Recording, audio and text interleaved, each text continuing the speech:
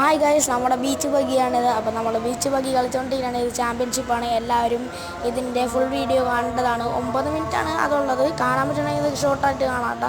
അതെങ്ങനെ കളിക്കേണ്ടത്. പിന്നെ അടിപൊളിയായിട്ട് ഇങ്ങനെ എന്താണ് ഐസിലൊക്കെ പോണ ഒരു ഷോർട്ട് വേ ഒക്കെ ഉണ്ട്. ഈ ഷോർട്ട്സ് കണ്ടിട്ട് നിങ്ങൾക്ക് അത് കാണാൻ തോന്നുകയും കണ്ടാൽ മതി, വേണമെങ്കിൽ കണ്ടാൽ മതി ഗൈസ്.